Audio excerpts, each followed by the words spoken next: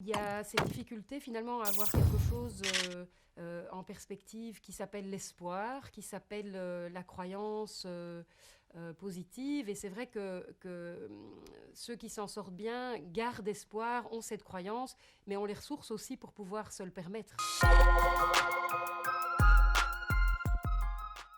Si on compare à d'autres événements, ils sont souvent ils durent très peu de temps finalement. Un accident, une agression, une catastrophe, il y a une durée en quelques minutes, en quelques heures. Ici, cet événement, cette pandémie dure très longtemps. Donc ça épuise finalement nos ressources, tant individuelles que sociales.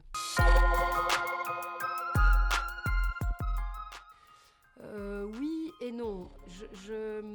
En fait, dans mon expérience d'autres crises, très souvent, dans les phases aiguës, et nous sommes dans une phase aiguë prolongée, la vision est évidemment connotée et colorée par ce qu'on voit proche de soi dans l'immédiat. Et là, nous avons besoin d'une vision à moyen et long terme. Et à moyen et long terme, dans les autres catastrophes, et même dans des situations très dramatiques où les blessures physiques et psychiques sont très importantes, ce qu'on constate, c'est qu'il y a une grande capacité de résilience quand même de l'être humain, pour autant que certains besoins soient rencontrés. Et donc, je dirais que ça va dépendre des mesures de soins, de protection. Je suis plutôt préoccupée aujourd'hui par les soignants et les aidants psychosociaux qu'il y a à renforcer, à soutenir. Ça, c'est urgent, que pour la population, pour l'instant, en fait, c'est ça. Parce que le risque, ce serait qu'il y ait une carence au niveau des ressources pour aider la population. Une crise comme la pandémie Covid vient mettre le système en faillite. Et c'est là la difficulté aujourd'hui rencontrée par de nombreux services hospitaliers et paramédicaux. C'est qu'il y a une faillite du système, mais qui était faillible avant la crise. C'est-à-dire quand on fonctionne, par exemple, en effectif réduit, sous-effectif ou limite, dès l'instant où il faut une augmentation des ressources à cause de la crise, on n'y arrive pas.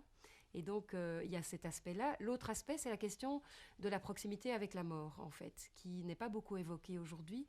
On parle de charge de travail, mais dans les lieux de travail où, de par les patients qui sont décédés, donc maisons de repos, services hospitaliers, etc., je pense aussi aux services à domicile parfois, la proximité avec le nombre de morts et cette mort soudaine et qui arrive de manière non prévisible et brutale pour certains patients, choque les soignants. Et là, il y a du travail à faire plutôt d'accompagnement au deuil. Ça pose la question de la présence. Et la présence, c'est pas toujours, quand on est en présentiel au bureau, il y a un enjeu aujourd'hui qui est de réfléchir à comment est-ce qu'on peut être présent et, je vais dire, actif dans son rôle au travail, qu'on le fasse derrière un écran ou qu'on le fasse en présentiel. Deuxième chose, il y a une flexibilité qui est devenue obligatoire pour les employeurs et qui, même les plus résistants au télétravail avant la crise, sont obligés de se poser cette question, de se dire, mais finalement, est-ce que la question de la présence physique sur place est vraiment importante, ou bien c'est la question des résultats du travail? Est-ce que ce qui est important, c'est que les gens fassent vraiment leur rôle, ou bien est-ce qu'ils pointent de 8 à 17 et qu'ils soient physiquement là, mais finalement, psychologiquement, peut-être un peu absent à certains moments. Donc cette question de la présence et de l'efficacité est reposée autrement par cette crise. Finalement, qu'est-ce qui est important? Qu'est-ce qui est essentiel? Et de remettre le focus là-dessus. Donc ça, c'est un bénéfice secondaire.